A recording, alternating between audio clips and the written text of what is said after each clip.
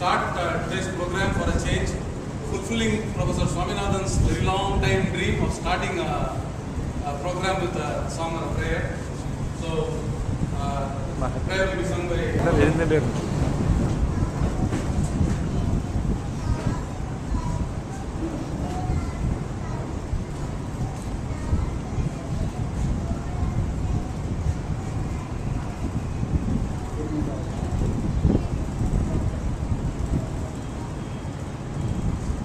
चलिए अच्छा okay right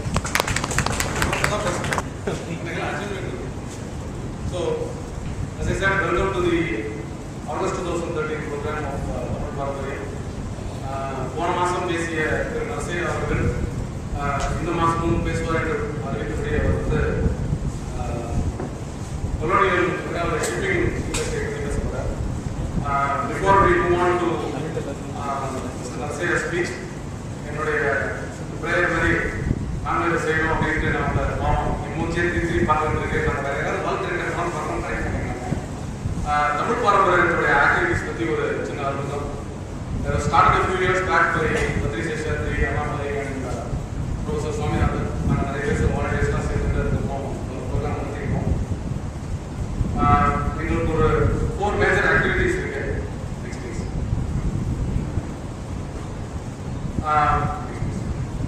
Monthly talks, that is the things that happen like every first Saturday. Our lecture kacheri, which is a program that happens every December. The second seminar, which we have organized for the last 4 years in the month of January. And finally, heritage summer camp for children, which we have done twice in May, month of May. Monthly talks, several different topics, several different kinds of speakers of varying expertise, interest. Some of them are simply lectures, there's no thing. Some of them are PowerPoint presentations with illustrations. There's a couple of dance performances, there's everything, documentary and so on, a couple of interviews and so on. Always as is the first set of agreement. What we are proud of is that we have not missed a single month so far. But we have taken time to remember it. It happens here in Global Hall, Takapapa area, and a whole variety of subjects: history, archaeology, architecture, language, literature, you name it. It is all anything related to art. And I am delighted to say, for the last couple of months, what we are covering is a subject that is of some interest to me, because heritage is the main art is going into commerce and shipping. Also part of our heritage. That's why books are history is a major important thing. Shipbuilding, English level engineering, art and Tamil so on the couple engineering topic, commercial topic last two months we will be doing that. All our talks are taken on video with this film camera. They are posted on our blog. The blog.tamilheritage.in. So, some of the topics we have covered recently, Tirukural as a management subject, archaeology, of course. I'll try to take it fast. These are some of the photographs of the different speakers we have had. Talked about inscriptions of women, inscriptions referring to women in temples. Rani, Mata, Pendal, the break the in the website, I have a photograph of the website. The website is right hand side.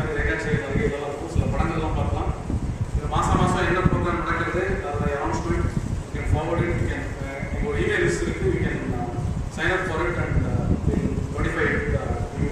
So, if you have spam filter, you can please check your spam to make sure it's not going there, because sometimes in the multiple languages, mail goes to spam. So, the other program that we did instead of this monthly lecture, which is continuously happening, we also thought we'd have a series of thematic lectures. Last 2 years, first year, 2011, August Hall, topic, Ilakium, Sirpakalai, topic of the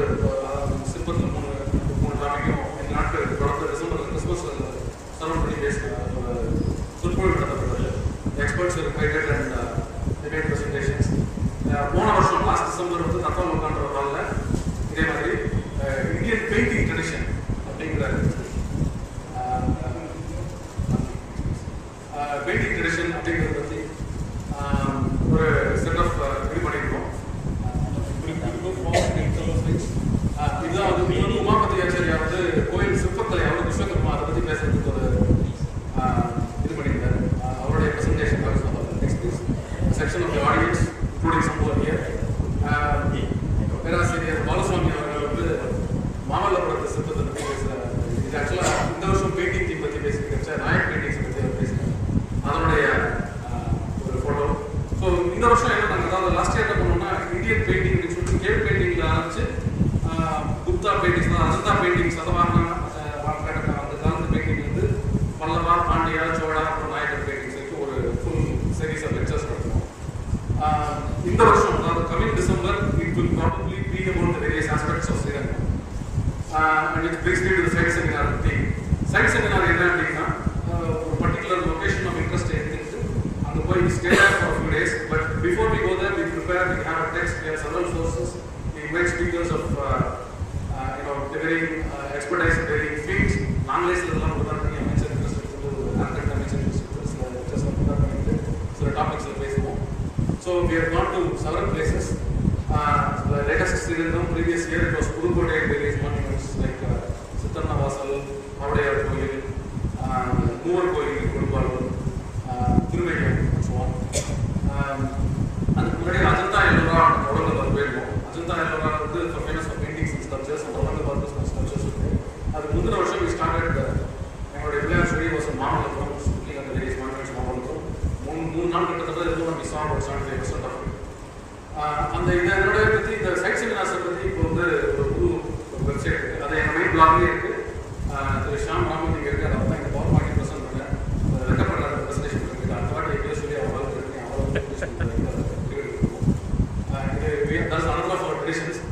யாராவது எங்களுக்கு வந்து கொஞ்சம் ரொம்ப நாங்களே பண்ணிருக்கோம் சொன்னால் புதுசாக அவங்க வந்து நாங்களே வளர்த்து எடுக்கணும் அவசியம் இல்லை. So that's one more activity. இந்த ஸ்ரீரங்கம் சைட் செமினாரில் வந்து இது மாதிரி ப்ரிப்பரேட்டரி லெக்சர்ஸ் இதெல்லாம் நடந்தது. One of those the instigator behind it or William Jones Badri talked about Srirangam, Badri talked about the Alvar, Chitramadam talked about inscription, Solomon talked about the dance tradition. இந்த ரூபத்திங்கிறவங்க வந்து அந்த Srirangam town அப்படிங்கிற மாதிரி ஒரு layer architecture presentation கொடுத்தாங்க. So there are several topics. Kannan sir வந்து ஆச்சாரியர்களுடைய so these are some of the shots of Srirangam that we took up. This is just to நான் பேசுறதே ஸ்ரீனிவாசன் ஸ்ரீரங்கம் மட்டும் கிடையாது. பக்கத்தில் மலைக்கோட்டையில் இருக்கிற இடம் ஸ்ரீனிவாசன் இடம். ஸ்ரீனிவாசன் வந்து ஒரு சோழர் காலத்துக்கு போய் ரொம்ப அற்புதமான சிற்பங்கள் இருக்கும். எங்களுக்கு பக்திங்கிறது மட்டும் இல்லை, சிற்பம் கலை all the topics that we talk about here அதுலேயும் உங்களுக்கு இன்ட்ரெஸ்ட் இருக்கிறதுனால அந்த ஆஸ்பெக்ட்ஸ் ஸோ அதுக்கு அதே மாதிரி மலைக்கோட்டையில் வந்து இங்கே மகேந்திரவர்மன் பல்லவனால் கட்டப்பட்ட ஒரு லலிதாம்புர பல்லவர்க்கம் அப்படிங்கிற கங்காரீஸ்வரர் வச்சு ஒரு இது அங்கே வந்து ஒரு லாங் சான்ஸ்கிரிட் இன்ஸ்கிரிப்ஷன் இருந்தது. அந்த inscription translation is available for us. அதை படிச்சுட்டு இருக்கிற ஒரு காட்சியை திஸ் இஸ் ப்ரீவியஸ் இயர் புதுக்கோட்டைக்கு போயிருக்கோம். அந்த வந்து ஜெயலலிதா ஜோலீஸ்வரன் ஒரு அப்சல்யூட்லி இதை நம்ம முக்கால்வாசி பார்த்தா wall poster water colour painting என்ன சொல்லுவாங்க. அந்த இடம் அந்த மாதிரி இருக்குது. அந்த கோயில் இருக்குது ஆக்சுவலாக. ஸோ அந்த இடத்துல நம்ம போயிருக்கோம். நாத்தாமலை படத்தில் இருக்கு. இது கொடும்பாலூரில் வந்து பூதி விக்ரமேஸ்வரேஸ்வரிங்கிற ஒரு வேறு கோயில். Next please. ப்ரீவியஸ் இயர் நான் வந்து Ajanta Ellora some of these pictures we can go through this. This is Ellora Parasnath rock cut temple. மலையை வந்து படத்தில் போயிருக்கோம். Next please. So this is one of the sculptures that is bigger. That's about 8.5 feet tall. Next please. This is one of the large caves inside Ajanta. You can see that the entire wall is painted. Everything except the floor is painted. So absolutely marvelous paintings.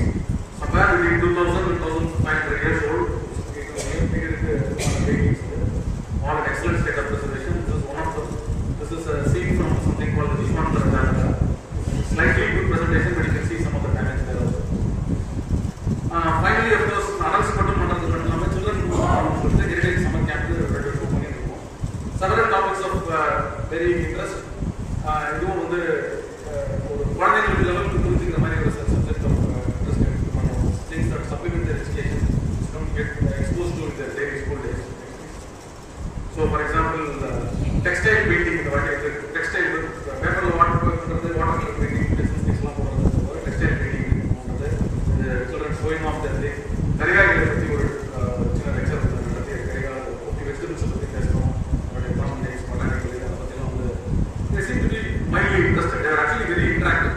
நம்ம இந்த மாதிரி adult ஆடியன்ஸ்லாம் வந்து பேச வைக்கிறது ரொம்ப கஷ்டம், respond பண்ணுறது கஷ்டம். அவங்க they are actually louder than parliament in full session. So finally it was done. Hopefully it was very first time. You can come to our programs, you can inform about this thing. For watching on the go, you can sign up for it, and you will get notifications of our monthly talks. Shiva is here, you can ask, you can also send Shiva a mail and we add it to your monthly email notifications. To the topic of the day, Mr. Narasiah needs no introduction. He's already, I think, our most frequent speaker, if there is such a thing as that. நான் சொற்பொழிவு படிக்கிறேன், நாராயணபுரி ஒரு வாட்டி பேசினேன், naval revolution of 1946 பற்றி ஒரு வாட்டி பேசினேன். போன மாதம் வந்து பெரிப்ளஸ் ஆஃப் எல்டிஎஸ்சி செங்கடல் வழிகாட்டி அப்படிங்கிற ஒரு பற்றி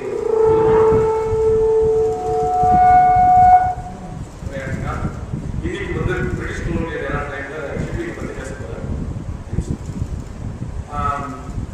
ஸோ நரசியா அவரை பற்றி போன வாட்டி சொன்ன மாதிரியே அவரை இன்ட்ரடியூஸ் பண்ணுறதுக்கு ரொம்ப டாக் அவ்வளோ இருக்கும், அவ்வளோ பஸ்க்கு ஒரு மணி நேரத்துக்கு இன்ட்ரடியூஸ் பண்ணலாம். ப்ரீஃபாக சொல்கிறேன், எனக்கு தெரிஞ்ச சில விஷயங்களை சொல்கிறேன். இந்த பர்டிகுலர் டாப்பிக்கில் ஒரு he is a marine engineer, he work for the Indian navy, he work for the merchant service, he is travelled all over the world. அவருக்கு ரொம்ப சந்தோஷமாக வரும், நாங்கள் நிறைய வேர்டு இருக்கோம், நிறைய சொல்ல ஒருத்தவங்கலாம் ஆனந்தரங்கள் இந்த மாதிரி முத்திரை கதைகள்லாம் இந்த கடல் பயணங்களை பற்றியும் பல்வேறு தெற்காட்டிய தேசங்களை பற்றியும் கதைகள்லாம் இருக்காரு. ஒரு தொடர்ந்து எழுத்தாளர் ஆனந்தரங்கள் மட்டும் இல்லை, மற்ற இலக்கிய கதைகள்லாம் இருக்காரு, பல புத்தகங்கள் எழுதினார். சென்னையை பற்றி மதராஸ் படிக்கும் ஒரு புத்தகம் எழுதினார், மதுரையை பற்றி ஆலவாய் நகரின் ஒரு புத்தகம் எழுதினார், இப்போ திருச்சியை பற்றி ஒரு எழுதியிருக்கார். கூடிய சீக்கிரம் வரணும்னு எதிர்பார்த்துட்டு இருக்கோம். இதை தவிர வந்து கடற்படை சிறப்பாக கடலோடிக்கு தன்னுடைய ஒரு சுயசரிதை கடலோடிக்கு ஒரு புத்தகம் எழுதினார், அது ரொம்ப பிரபலமான புத்தகம். லாஸ்ட் பட் நாட் லீஸ்ட் கடல் வழி வணிகம் அப்படின்னு வந்து Indian tradition of mercantile shipping அதை பற்றி ஒரு சிமிலர் ஒர்க் இருக்கு. எல்லாம் ஹாஸ்டல் புக்ஸ் இருக்கு, எனக்கு பர்ச்சேஸ் ஆகுது. And no more qualified person to talk about this topic. So with great pleasure, without further ado, it's the 57th lecture. 57th in our series. We finally did a calculation. This is our 57th lecture for the Tamil Parliament. Good evening, everybody. சபைக்கு நமஸ்காரங்கள். சென்ற நிகழ்வுக்கு பின்னர் ஒருவரை கேட்டார், ஏன் அடிக்கடி நீங்கள் சரித்திரத்தை பற்றியே பேசிக் கொண்டிருக்கிறீர்கள், வரலாற்றை பற்றியே ஏன் சொல்லிக் கொண்டிருக்கிறீர்கள்? ஆனால் வரலாற்றை பற்றி தெரிந்து கொள்ளாமல் நாம் இன்று வாழ முடியாது. வரலாற்றில் எவ்வளவு தவறுகள் நாம் முன்னர் செய்தோமோ அவற்றையெல்லாம் இன்னும் செய்து கொண்டிருந்தான் இருக்கின்றோம், அதை விட சிறப்பாக செய்து கொண்டிருக்கின்றோம். சிலப்பதிகாரத்தில் ஆசிரியர் ஆரம்பத்திலேயே அரசியல் பிழைத்தோர்க்கு அறங்கூற்றாவதும் குறைசால் பத்தினுக்கு உயர்ந்தோர் ஏற்றதும் ஊழ்வினை உறுத்துவது ஊட்டும் என்பதும் சூழ்நிலை சிலம்பின் காரணமாக சிலப்பதிகாரம் என்னும் பெயரால் நாட்டுடை யாம்போர் பாட்டுடை நாட்டுதம் யாம்போர் பாட்டுடை செய்கிறார். ஏன் அவர் சொல்லியிருக்கிறார்? அரசியல் பிழைத்தோர்க்கு அறங்கூற்றாவது. அரசியல் பிழைத்துக் கொண்டேதான் இருக்கிறார்கள், இன்று இருக்கும் அரசியலும் பிழைத்துக் கொண்டேதான் இருக்கிறார்கள், அன்றும் அதை தான் செய்து கொண்டிருக்கிறார்கள். அதற்கு அறங்கூற்று ஆகிக்கொண்டேதான் இருக்கின்றது. ஆனாலும் நமக்கு உணர்வு இன்னும் பெரிதாவது. இன்னும் போனால் திருக்குறளில் திருவள்ளுவர் சொல்கின்றார், நெருநல் உளனொருவன் இன்றில்லை எனும் பெருமை உடைத்து உலகு என்று. நெருநல் உளனொருவன் நேற்று இருந்தவன் இன்று இல்லை என்னும் பெருமை இந்த உலகத்தில் கொண்டான். அவ்வளவு நிலையாமை இருப்பதை தெரிந்து கொண்டும் மனிதர்கள் தொடர்ந்து தவறுகள் செய்து கொண்டுதான் இருக்கின்றார்கள்.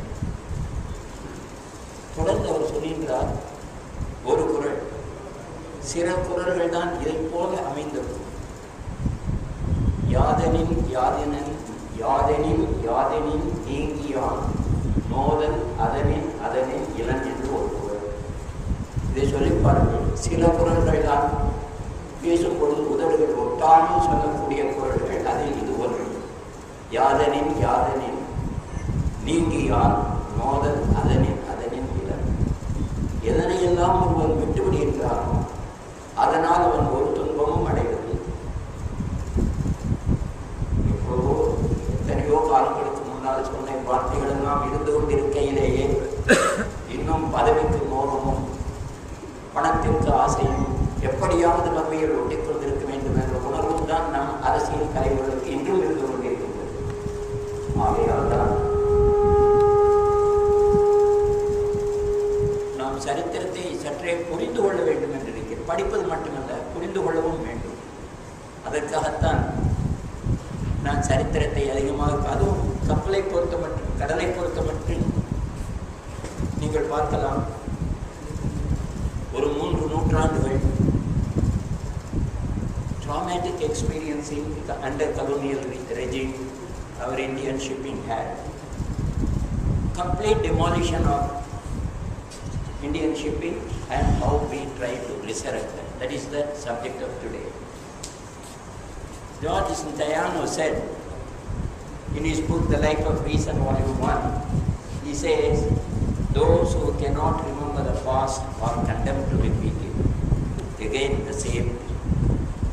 So what Santayana said, we have to realize, even as far as shipping is concerned. Now, early history, if you say Indian maritime history, begins in this 3rd millennium BC, when inhabitants of Indus Valley had trade with all over. Indians were present in Alexandria. Last time in the meeting, I saw last time that Indians were present in Alexandria and Romans continued to live here. For long after the Romans left, long after the Caesar fell, long after the entire Western world stopped their business. But Indian commercial connection with Southeast Asia proved vital to the merchants of Arabia and Persia during 7th and 8th century. That was very important. And the Cholas, we will now come to Chola time. Rajaraja, Rajendra extended Chola kingdom towards the east, that we all know. And last time I said how they went parallel sailing between 2 barrels. Chola navies invaded and conquered Siberia and the mother Archipelago. The spread of commerce in Chola time was greatest.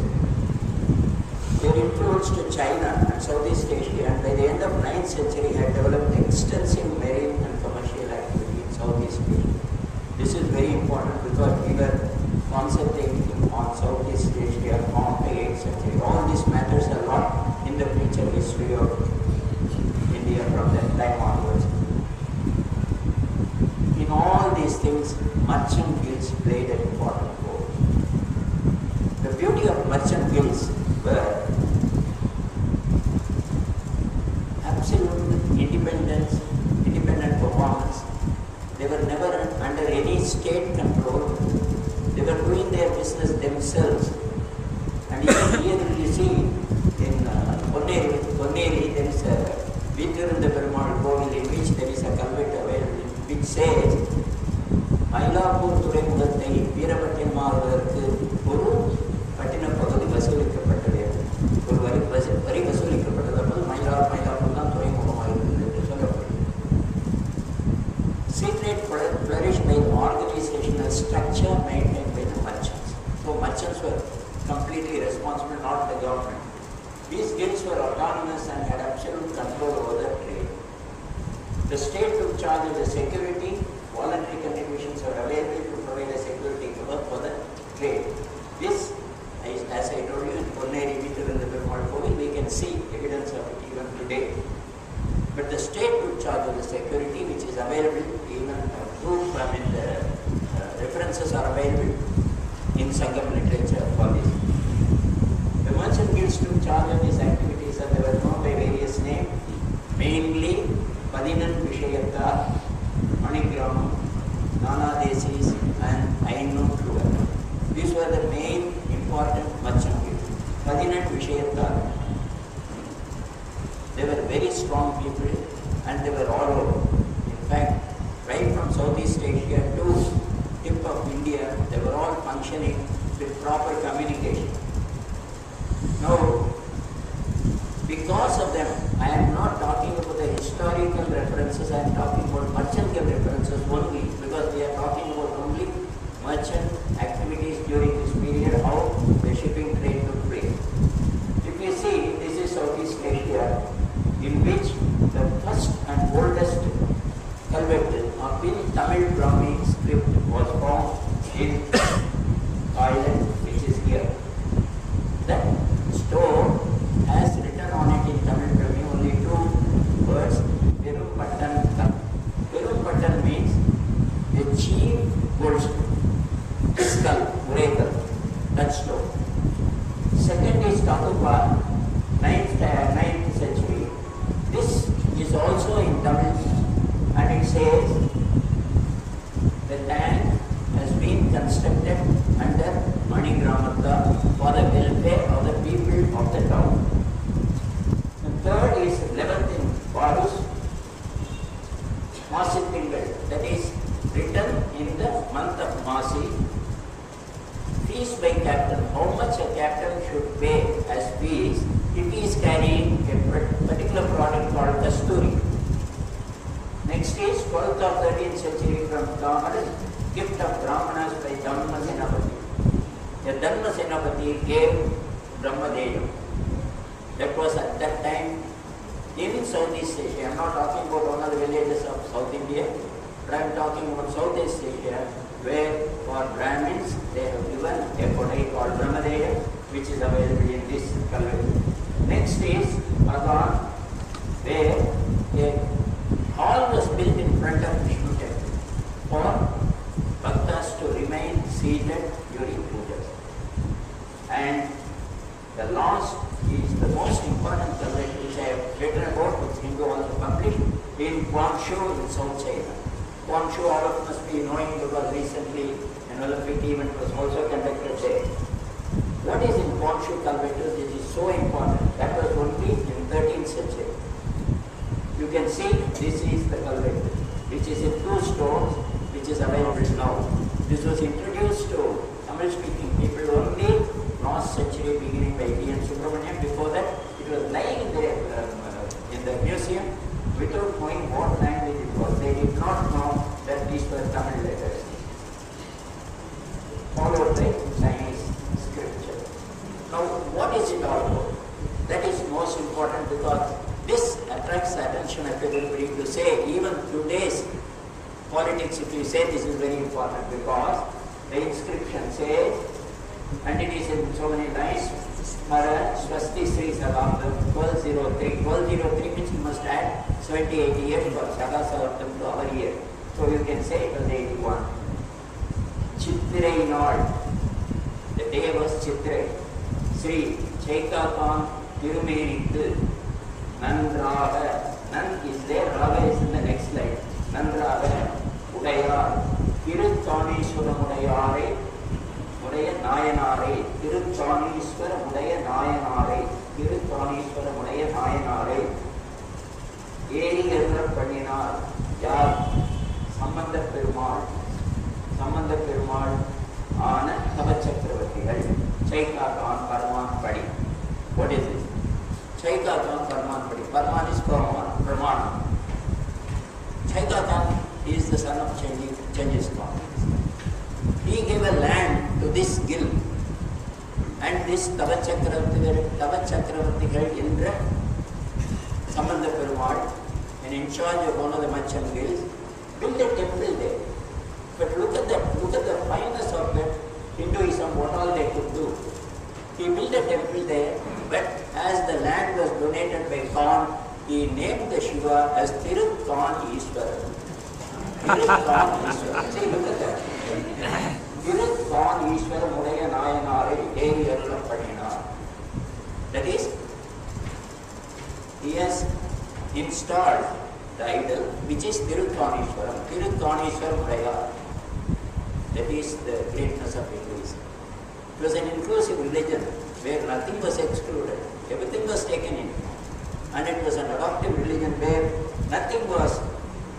Other day, so don't know, I remember what you talked the other day, which impressed me most, She said about Devadasis and temple. Of course, I listened to part of the lecture, but one point which she made was so appealing to me.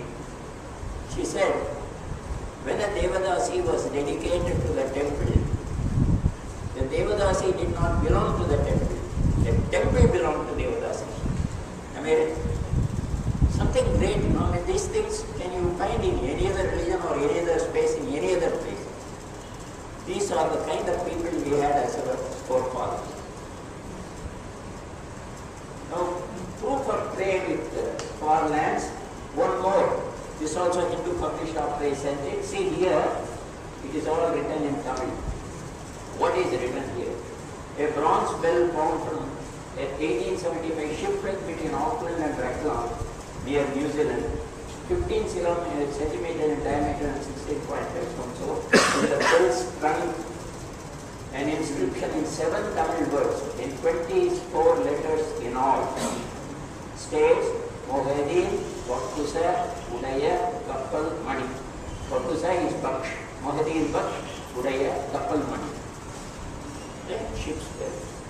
This was found by the tribe and they were using it upside down as a frying pan in Australia, in New Zealand. And one father found it and he found something important, so he gave his helmet, which is better frying pan than a bell, and he took it away and kept it in the museum. Then, if that was so, how and what then changed the world and the sea routes? What happened? Why did we go down so badly at this point of time? We have to see what happened. All ages are divided into different ages of war, ages of colonization, ages also. This is called the age of discovery. Age of discovery, according to historians, is also known as the age of exploration, was from early 15th century and continued to 17th century. These 2 centuries were age of exploration. Why?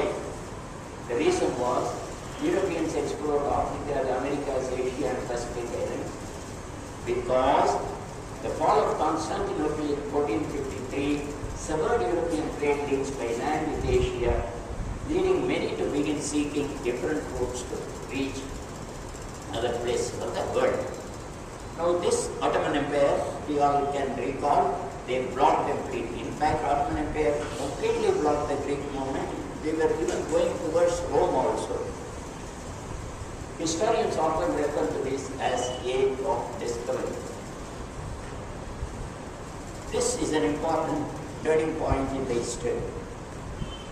At that point of time, Catholics were the strongest in Europe. Both Spain and Portugal were Catholic, and they were controlled by Pope. A papal bull is something, an order issued by Pope is called a papal bull. This papal bull was issued in May 1493. What did the bull say? Pope Alexander said, granted to Spain all lands to the west and south of pole to pole line, 100 leagues west and south of any of the islands of Azores. Thus the world was divided between Spain and Portugal. Portuguese explored the mysteries. Now Pope divided the world into 2 and gave it to 2 people. The world did not belong to Pope. And they had no right to claim the right of those things. So land grabbing did not start today. Treaty of Tordesillas is an important treaty with Spain and Portugal fought among themselves. The Portuguese crown in 1494, which established the line dividing the globe between Spain and Portugal for colonization purposes. Then they divided among themselves as to which area one should go and which area the other should go. This specially affected the Portuguese and Spanish colonization of the Americas and placed the name Tordesillas worldwide into history's use sense. In fact, if you talk about the UNCLOS, that is United Nations Law of the Sea, it starts with the Treaty of Tordesillas, because that is the first written treaty for occupation of the sea. Otherwise, it was known as Mare Liberum. In Latin, Mare Liberum means sea is owned by everybody. Everybody, anybody can go to any part of the sea, Mare Liberum. But this was beaten by this Tordesillas. Now, you see this, the world, and this is the Azores island group. And this was all this side, and North and South America on this side. Now, go through this line. We divided the world and said, this is all for Spain, that is all for Portugal. That is how Columbus went west looking for east. He actually went west looking for east and landed in a place without knowing what it was and named it after a country it was not. He called it India. So Indian managers can get, if ever there was a prize instituted in the name of Columbus, they can get it. Vasco da Gama was there. I can say that he is the world's first terrorist, I can say. Explorer is different. He was actually terrorizing. That is written in Hunter's history fully. On 20th May 1498, Vasco da Gama arrived in Calicut and was received by Zomari. The world was never again saved. This is the painting of Vasco da Gama arriving in Calicut. Europeans and their trade. So now the Europeans thought it is time to go towards the east and start their trade. The English came in 1611, the Danes in 1620, the French in 1668, and the Dutch in 1674. This is the sequence by which they came. First of course, Portuguese. The spice, textile, and diamond trade used at the southern peninsula. The important trades were spice. Other day I told you about how spikenard was sold for such a huge price that half of Egypt could have been purchased by the amount that was spent on it. Textile, mainly chintz material. Chintz is cotton cloth printed with dyes made of wooden blocks, which name chintz became later in Tamil cheating. The chintz material was loved by the Europeans, and that was maximum sent from Madras. Now the English were in search of a port to trade. Now Portuguese had come to Cochin. From Cochin they had extended their tentacles to Goa in the north and to Madras in Santom in the east. Santom, it is said that during 1st century, as I told you in my last lecture, in that island, Sotrata, there, St. Thomas is the doubting Tom in the Last Supper, traveled all the way down, came by sea to Cochin, and traveled by land to Madras. This is what is the story. And he was martyred in St. Thomas Mount, where the bleeding cross is supposed to be available. Anyway, that's a different story altogether. But the English in such of a port to trade came here. At this juncture, a friend of mine asked me the other day a question, a very pertinent question which I told him I'll answer today here. He asked, when all these Westerners could come here and colonize this land, why were not Indians being able to colonize the lands in which they already had their reform? Like Cholas went to Srivijaya, all those places. Why did they not do it? The reasons were two. One is the idea of going there was not to colonize, not to occupy. Only when you occupy, you colonize. They never wanted to occupy the land. They wanted to go there to prove their strength. If you go through Sangam literature, I think Kannan will agree with me. In Sangam literature, half of it is killing others and half of it is loving others. In between there is nothing. Sometimes I wonder whether there was any time at all to any work. Because Sangam literature says, mother has to get the son and give, and the father has to train him for war. The father must make the ayudam and hand to him, and he must go and kill. Then what the hell is he supposed to do otherwise? Does he not have any time to do any work? Ahanaru is full of love and Purananuru is full of this, and that Chola comes from north somewhere and destroys the land and puts Ahanak in it so that nobody can grow any more land. So their effective control of other land went to the extent of heroism and not beyond.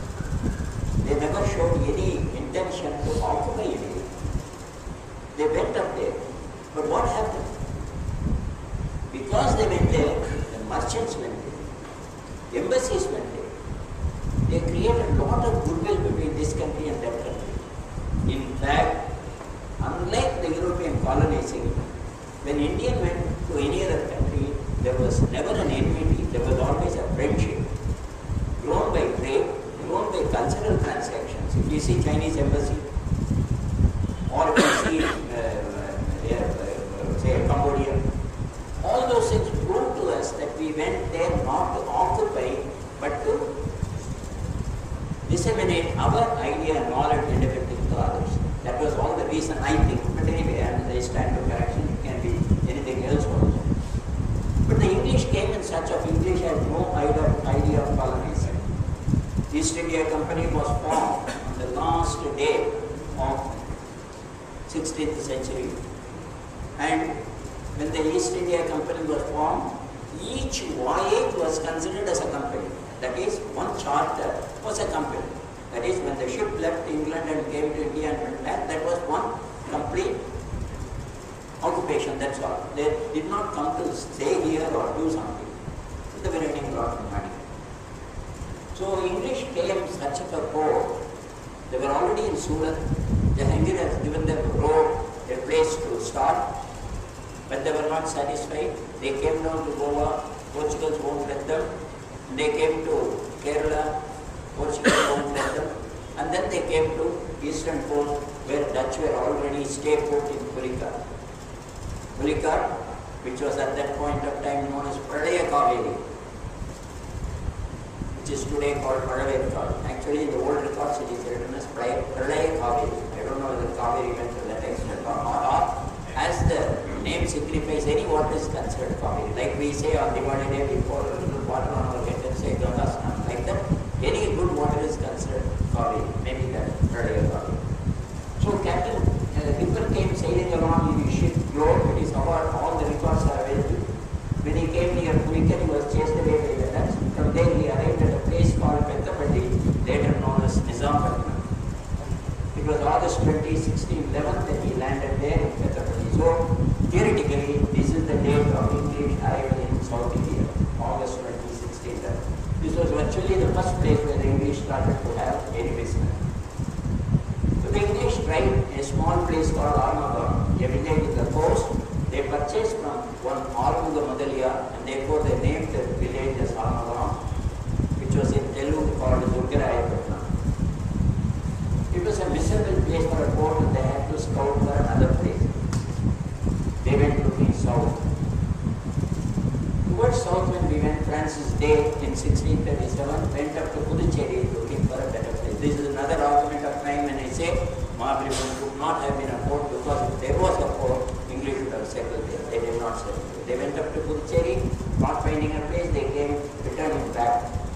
But the Portuguese did not allow them anywhere near Santo. Santo, they had a redoubt. Actually, there was a fort as good as what we see today. There was a fort in Santo which was completely destroyed by the English. Completely destroyed, not a brick was left. Then the Coromandel post was under Nayaks, and there was under the control of Prince Damar Venkatratri, who called himself as Lord General of Karnataka. He called himself. On 22nd August 39, Day was given a firman granting trading rights from Madras. This was the day now we consider as date of birth of Madras, 22nd August 1639. Madras was then just a strip of sand. This was Madras. You see, this is the oldest map available of Madras. If you see here, there were two rivers, one coming from north, flowing south, turning near our general hospital today towards east and turning south and joining the sea. And the other river coming from west towards east was flowing this and joining the same river here and flowing into the sea. And these two rivers were very close near our general hospital today, where a canal was cut in between as early as 1600, a cut canal, and this became island. That is why it is today also called Tivutidal or Island.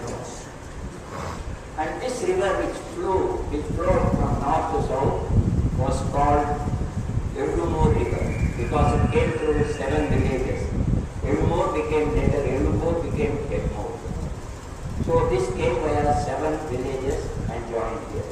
This Kuvam, what we call today, was originally named Komleswaram. Even now you have Komleswaram Peta. Pachamapalli used to take bath in Komleswaram river and pray in Komleswaram Peta temple. So that was a clean river. But then now, of course, we know what it is. And here you see the semicircle, that is the fourth English building, just north of the side. So whatever was inside was called White Town, what was outside there was called Black Town. Black Town became in 1905 Georgetown after the visit of King George. So this was Madras. So the English landed here and started their business. Sea trade started with Madras as a roadstead port. There was no harbor as such. Port was there, ships used to anchor off, and boats used to come over the south and land at the beach, and cargo used to be offloaded. But then there was a reason why Madras trade fell, and textile, which was ruling high, was becoming slightly bad in the markets. Indigo, which was very good in Madras, became more popular in Calcutta. Calcutta produced at least 4 times more indigo than what Madras could produce. So the cheap requirements were shifting to Calcutta. Then this guy called John Chana, an agent of East India Company, chose Calcutta. In fact, John Chanak is told as the founder of Calcutta. The site was selected, protected by the Hooghly River on the west, a creek to the north, by Salt Lakes about 2.5 miles to the east. So he chose this place. And there were 3 large villages along the east bank of the Ganges: Sutanati, Govindapur and Calcutta. That is, Calcutta is only today's Kolkata, which were bought by the British from the local landlords. They bought it, unlike Madras. Madras was leased. The Mughal Emperor granted East India Company freedom of trade in return for a yearly payment of 3,000 rupees. But Battle of Plassey decided everything. The turning point somehow got connection with 1757 was Plassey, 1857 was turning over to Crown. The Battle of Plassey was a decisive victory in the British East India Company over the War of Bengal. Clive was responsible for it. The battle established a company rule in Bengal, which expanded for the next 100 years over other parts of India. And with the growth of Calcutta, Madras started sinking. During the company regime in Calcutta, Calcutta was very well known for shipbuilding. On the river, Hooghly River itself, shipbuilding was quite large. Indian artificers and carpenters were banned by the company not to build any ship. They were not allowed to take up any shipbuilding or even ship repairing activity by themselves. The English started slowly but steadily killing the shipping industry. First it was on craftsmen, then on that. First they went after the craftsmen, they didn't allow them to work.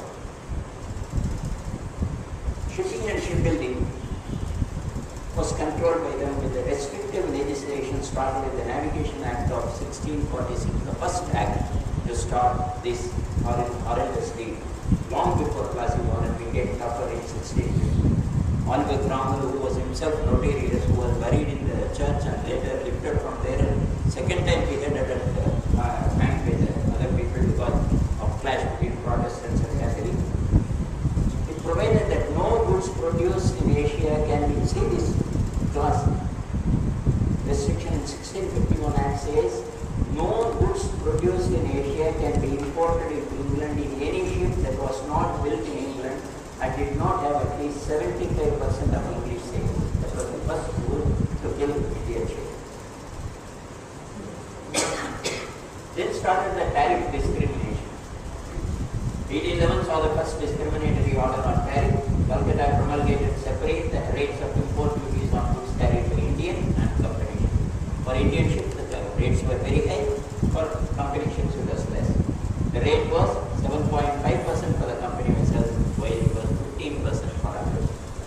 Madras followed this in 1812 and Bombay in 1830. Originally, all non-British ships suffered, but protest from French and the Dutch, they withdrew it from French and Dutch vessels. But what was happening in Madras? What was the trade in Madras? We all beat our chests and talk so much about Madras. If you know what is written about Madras, you really shed tears for the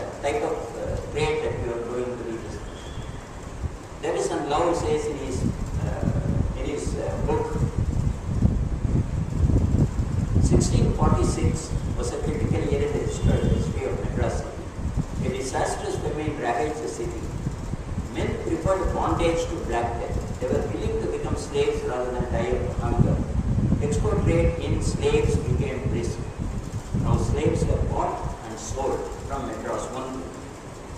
A Portuguese vessel that arrived in Ashin from Nagapattan in October that year had upward of 400 slaves sent from Madras, so hunger-starved that they were not even able to crawl when they were processed. And why Madras? Because Madras offered peculiar facilities for the trade. The custom duties were lower than all the other harbors. Custom duties on export of slaves.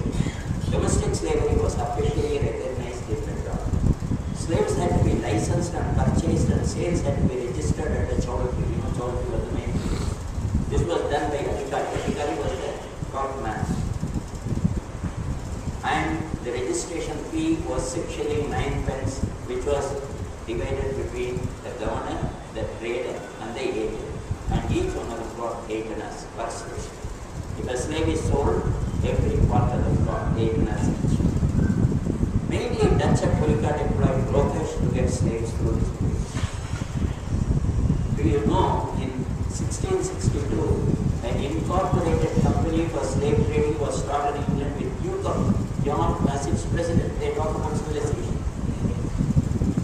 They started a company, incorporated company for slave trade, and Duke of York was the president of it. And Aurangzeb was very strict on this business. He never allowed slaves. When Aurangzeb came up, they had to put notices here. And law says, in 1682, a notification was published in 4 languages: English, Portuguese, Gentoo, and Malabar. Gentoo is Telugu, Malabar is Tamil. Prohibiting slave trade. But that did not alter anything. Slave trade was going as briskly as ever. Only later, because of Aurangzeb's warning, they stopped that trade. That was the only trade going to Madras. All other trade shifted to Calcutta. Though in 1682 it was officially abolished, it continued also. In 3 ports end of 19th century, up to 19th century it was good. Madras was good. If you see, total was, Madras was the highest. If you see Bengal, Bombay, and British Burma, Madras was the highest. But somehow Madras lost its luster. And Madras, Rudyard Kipling has sung about all cities of India, and about Madras, this is what he says. Clive kissed me on the mouth and eyes and grow, wonderful kisses so that I became crowned above the queens, the withered when they now, brooding on ancient fate, which we are doing even today. I don't think we have changed much of it. The 1814 Act was passed that British shippers wanted protection. Even though Indian sailors are British subjects, they shall not be deemed as British mariners. The citizens were under British rules, but they were not considered as British mariners. Ships not having an English captain and or 3/4 of its crew as British mariners shall not be allowed to enter English ports. That was the rule. This is what Mahatma Gandhi said in 1928. He came to India in 1915, and within 13 years, this is what he said. The tragic history of the national village industry of cotton manufacture is also the history of ruin of Indian shipping. The rise of Lancashire on the ruin of cheap industry of India, Lancashire was the biggest cotton center, almost required the destruction of Indian shipping. That destruction of Indian shipping was required to uphold the Lancashire trade on cotton. So William Digby was a journalist in Calcutta. He was against it. In fact, he organized a lot of meetings also. He set up the Indian Political and General Agency in London for raising awareness about Indian grievances in the British Parliament and press. A strong advocate of constitutional reform, he acted as an unofficial guide to Indian National Congress leaders and they visited London. He wrote in 1901, the ancient occupations on sea and land have been destroyed. The ships which now carry India's coastways trade on steamers will be Britain, officers are Britons, the profits derived from trade go to Britain. They were actually draining India. We are literally draining India, right? Bleeding was Lord Salisbury's term in 1875. It's more accurate than my own because we are bleeding India, he said. Adding insult to injury was the parliamentary committee, while recommending the restrictive measures, said the native sailors of India, to the disgrace of our national morals, on their arrival here, are led into scenes which soon divest them of the respect and awe they had entertained in India for the British character. Now you can see how they saw an Indian sailor behaving and then they come to their duty. Not that they were any better when they visited any other country, because as a sailor myself, I know how they behave. The effects of it may prove extremely detrimental to who? That was not answered. Now this is the time Bengal, India, steam navigation company started. First of all, the ships were carrying troops from Ceylon to India from 1857 to 1859. 1857 was the Great Mutiny, or what we call the First War of Independence. And for 2 years, troops were carried from Ceylon to India, so they got all the contracts. 1862, British India Steam Navigation Company was floated. Mackenzie Company continued to act as the agent for VA. And Lord Inchcape is the greatest villain of our times.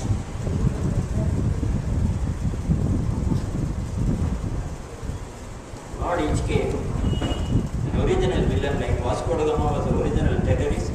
Original villain is Lord Inchcape. Born in 1852, son of a shipmaster, he came as a clerk, but he soon became the chairman of the company, Mackenzie. And from then on, he made sure that Indian companies suffer one after the other. Meteoric growth he had. As a clerk, he started. In 4 years, he became partner. In 1889, he became the president of Bengal Chamber of Commerce. In 1881, MLC on the Governor of Commerce, Viceroy of Commerce. This is the gentleman. In terms of shipping movements in and out of harbors, because when you talk about shipping, you don't talk about the number of ships per se, but about the movements of ships in the harbors. In 1857, number of Indian vessels moved in and out of Indian harbors was 34,000. 1898, within half a century, it came to 2,300. You can imagine how the decline took place within 50 years. By 1900, Indian vessels entering and leaving Indian ports were only 1,670.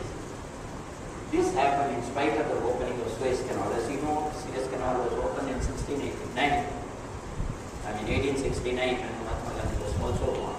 Suez Canal opened, but still the beneficiary was only BAs. Benefited most due to canal due to the effects of Lord Inchcape.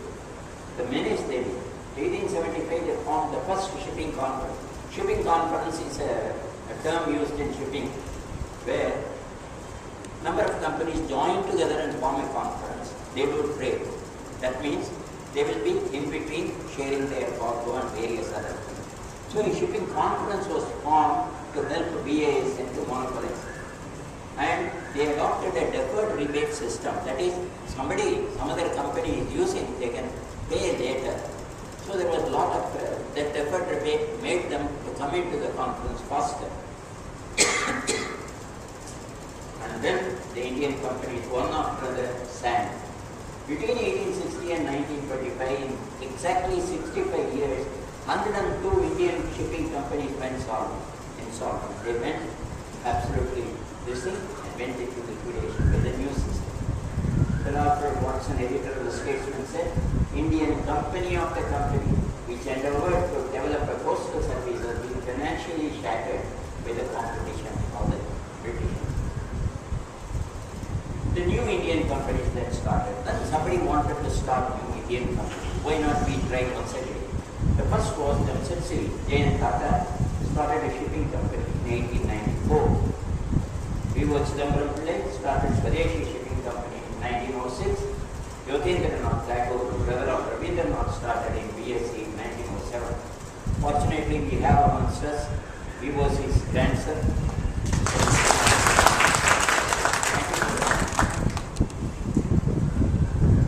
This, you can see, 1894 started. 12 years, Chidambaram Pillai started. Next year, Rabindranath Tagore's brother started. But all these companies went down because of the cutthroat method British started. Tata wanted P&O to reduce the rates for the yarn. They did not reduce. Tata tried to run his own ships. P&O played underhand tricks and thwarted them. So Thomas Sutherland, chairman of P&O, said, an Englishman says, we carry raw cotton from Bombay to Japan in order that Japan may cut the throat of Bombay, and we carry cotton twist from Bombay to China in order that Bombay may cut the throat of Japan.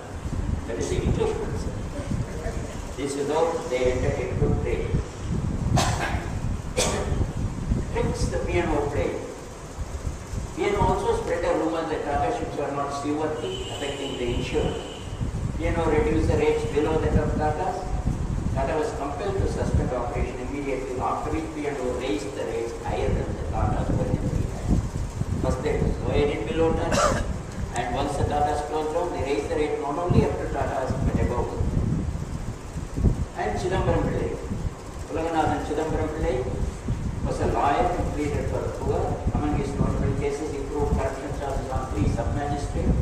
That was the type of man who was involved in nationalist movement, started with a highly devotional type of man who was guided by Ramakrishnananda,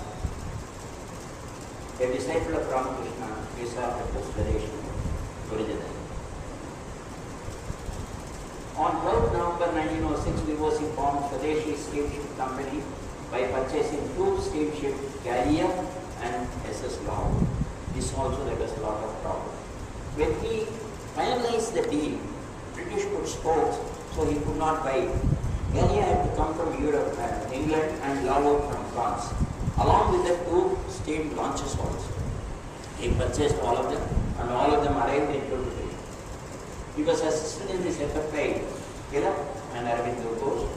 Until then, the commerce between Tuticorin and Colombo was monopoly enjoyed by GSM. The background. After 1900, India's independence movement and the Swadeshi movement initiated. Tilak and Lord Rai, if you remember Lord Paul of Indian National Congress, were at their peak.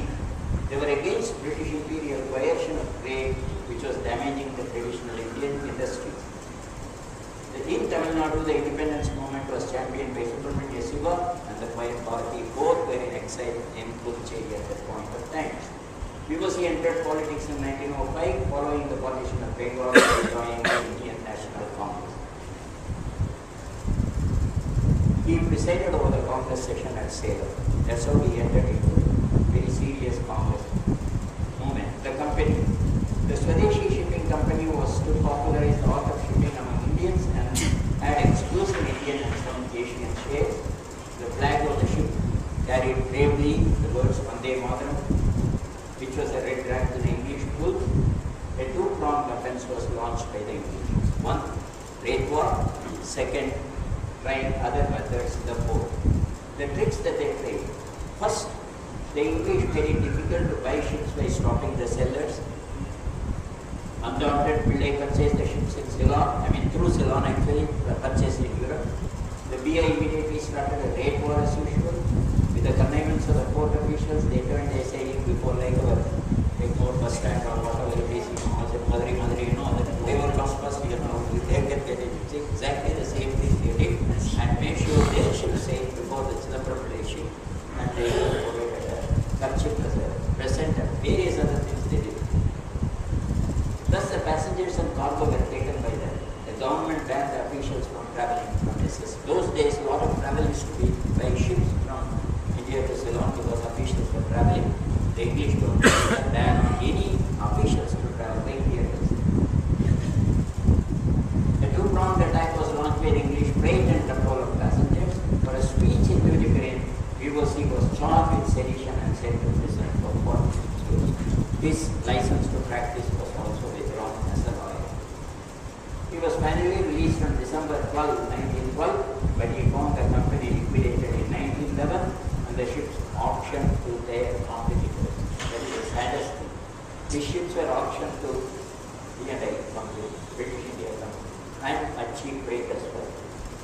And Galileo was sold to British Shipping Company.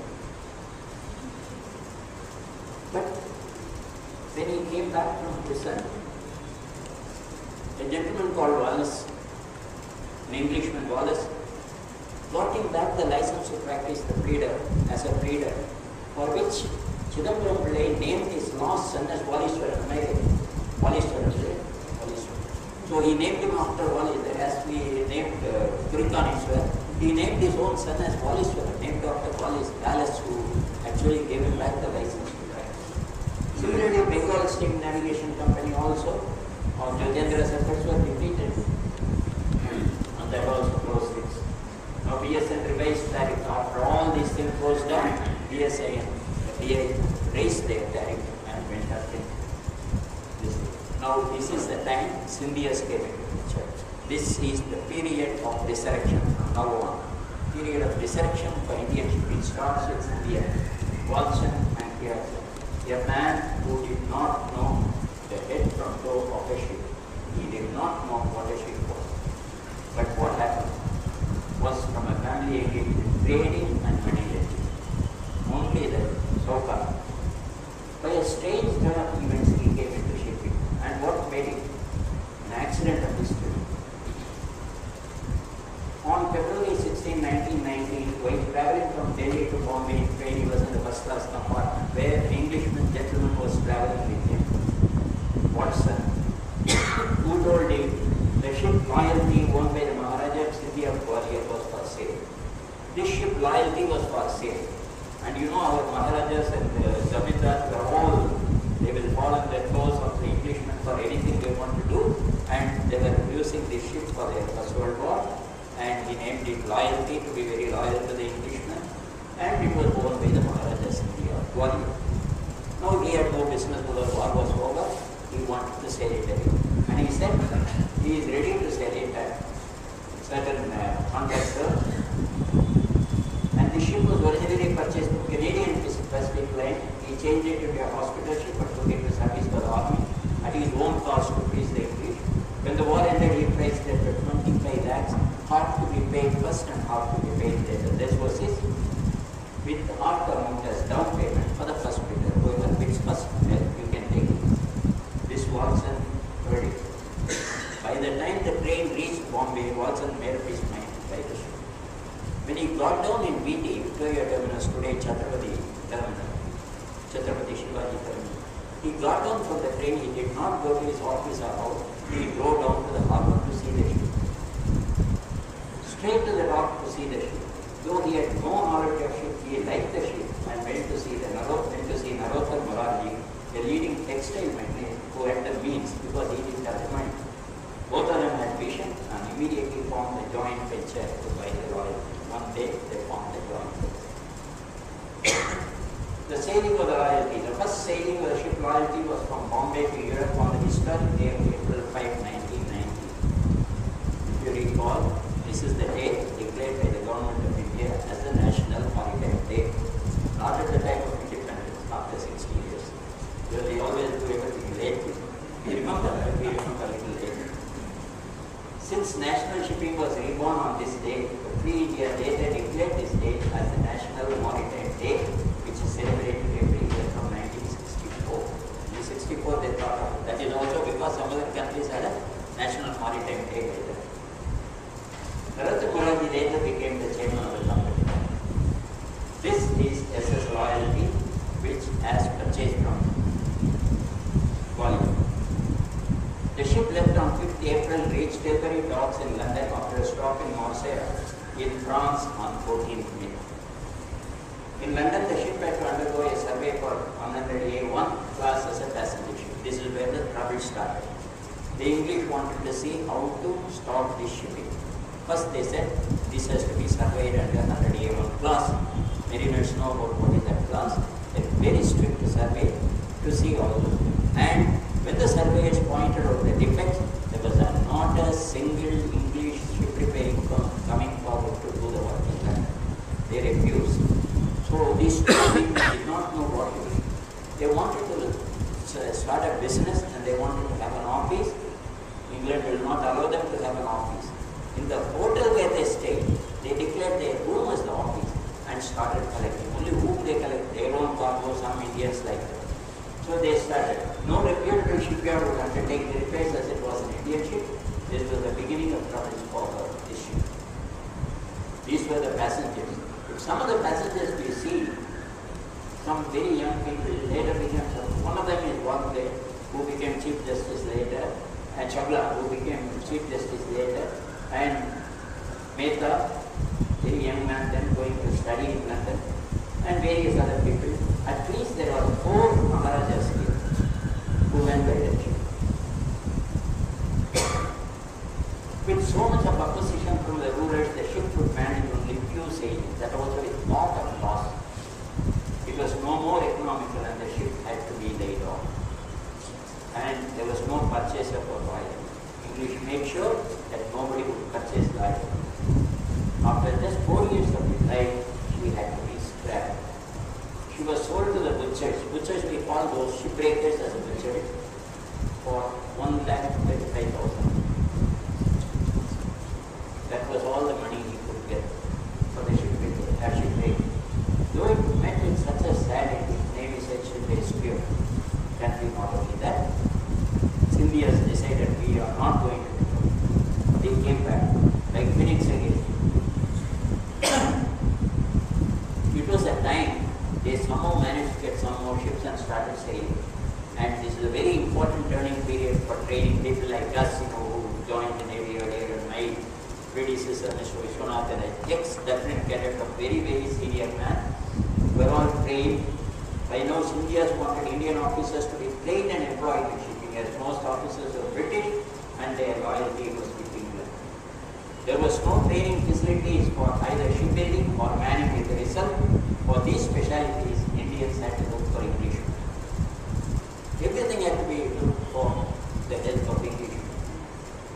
Sometimes it is difficult to run vessels for want of men and officers.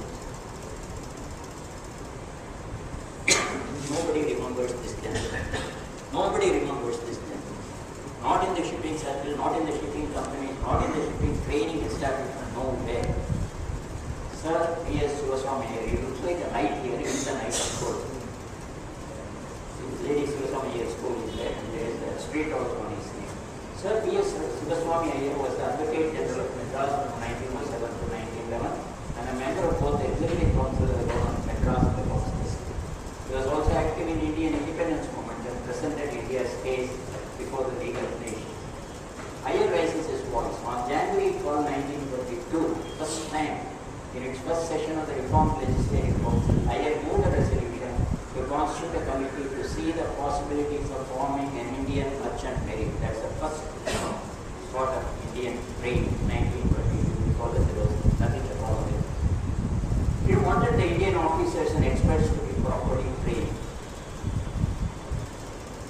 Indian Mercantile Marine Committee was formed on February 3, 1923. The government formed a committee headed by Captain E. Hedlam, Director of Royal Indian Marine, with 5 members. 2 representatives of India were Laudabhai Samaradas and Governor Rao. The second resolution, see, Ramasamy saw nothing was happening again. He put another resolution in 26. And the resolution had 4 distinct points, and it was supported by the non-official members of the Assembly. It suggested methods to improve Indian shippers' participation. The points were: recognize the need for training Indians and create an Indian mercantile marine. Train Indians in a suitable ship in Indian waters and engage them later. We introduced in selected institutions marine engineering as a subject. Engineering college at Sirpur was the first locality selected. To announce the intention to adopt in the near future a system of licensing in respect of coastal trade in India, which should be offered to ships of Indian companies only. Scindia entered the conference. Now this is the time when Scindia entered the conference after this resolution was passed. They had to confine to coastal runs, but there were a lot of restrictive clauses. But then, one of the restrictive clauses was this. Till March, they had to confine to coastal runs only and should not expand their fleet till 1924. They should not buy extra ships. Even then, only 2 trips a year till 1927. After 27, you can buy ships, but not more than 2 in a year. Later only a single ship. This was the condition imposed by the British on the Indian front. And each ship's tonnage should not exceed 4,160 tons. This was called a slavery bond. Indians were not to charge lower rates of DA. Watson described it as a slavery bond, but Watson and Nalotam believed that they had to exist to fight, they had to live to fight. The Chairman defended the agreement as necessary evil towards the forward bond. He agreed. His company director said this is very wrong. He said no, we have to first exist before we can fight, and this is what we have to do. Rather, stood to win. Trading ship doctrine. With much arguments and English members opposing, the resolution was passed in favor of establishing a trading ship in Bombay Harbor. I put the trading ship doctrine. Mr. Vishwanath is here as a very senior. Please stand up for a moment. Just one moment. Mr. G. Vishwanath is 90 years old now. He is one of the earliest cadets from the He is from Benares. Trading ship doctrine was commissioned December 1927. By 1936, less than 25 of the doctrine cadets were employed by the British companies in India. It was beginning to discourage the Indian boys opting to be trained in company. The version of creating training facility was altered to suit the British. They made all kinds of things. They said, like today, what IMU is the Indian Maritime University, a curse for trade. I would call it a curse for trade, even if somebody quotes I am not bothered. It's a curse for trade because it doesn't train anybody. It doesn't guide anybody. I don't know why it is called Indian Maritime University to start. But they are too strong. Please go on. Because that's what they are doing. That's what they are doing. The government is wasting such a lot of money on projects which are absolutely virtuous. Anyway, that's a different story again. A similar problem existed in the port sector, a monopoly of the English in India. They were not allowing anybody to join the port. To get a job in port, an Indian needed to have had 4 years of foreign trade service, while for Englishmen that was not necessary. Calcutta was a river port and required pilot service. It was a difficult job and the English felt that the Indians were not at all suited for this job. They said if Indians are employed, the service will come to a grinding halt. Even our own people said that. Even our own people said that. Dear State should have Ramsam Madhiliar as chairman. He said, I would not believe in Indian captain, but I would believe in English captain. And the ISS ships used to travel, carrying tea from Calcutta to London, railway stop, and only English captain. And one of the contract terms says 20% of wastage is allowed. So they carry the tea, all the caskets, very carefully up to Suez Canal. In Suez Canal, they offload 20% straight away. The captain takes the money and pockets. This used to be done regularly by English captains. They were more trusted than Indian captains. That was the condition then. Even our Indians should do it. Soon Indian cadets were taken for training and improved their capacity. Still it took years before Indians could command their own vessels. I am coming to the last slide of my show. In the contemporary history, a ship fully manned by Indians was possible only in 1950 when Jalgopal, one of the Scindia vessels, sailed into Singapore on October 12th under the command of an Indian captain with 100% Indian officers and men under Indian company owned and managed by Indians. Thank you. Same thing written in Chinese captain. Same thing written. It's been confirmed by Noboru Karashima, a Japanese. We come to Madras for the 11th century. I think Dr. Satyamurthy is there. Dr. Satyamurthy is one also from the archaeology. And a lot of things have happened and people have given a lot of things. Anything else? Thank you all very much. Indian shipping industry பற்றி அப்படி British அதை follow பண்ணாங்க என்று பார்த்தோம். There is a parallel also. ஆனால் villains are not British. நம்ம கோவில்களை நம்ம இந்த இந்த 60-65 வருஷத்துல எப்படி ஒரு வழியா பண்ணினோங்கிறத பத்தி அந்த டாபிக் தான் நெக்ஸ்ட். அதாவது சொல்ல போற நாளைக்கு போய் அடுத்த பேச போறவர் வந்து ஃபேக்ட்ஸ் அண்ட் ஃபிகர்ஸோட how each of our temple is very rich. அவங்களுக்கு கோவில்களுக்கிட்ட இருக்கிற அவங்களுடைய லேண்டை மாத்திரம் ஒரு ஏக்கருக்கு 1000 ரூபாய்க்கு நம்ம லீஸ் கொடுத்தா கூட நம்ம 5 இயர் பிளான் கூட நடக்கும். அந்த மாதிரியான இது இருக்கு. பட் அவரும் not allowing the chief to have. இதுதான் subject matter for the next lecture. The person who is going to talk on that one, who is fighting this case in the Supreme Court, along with so many other people, is one KRA Ramesh.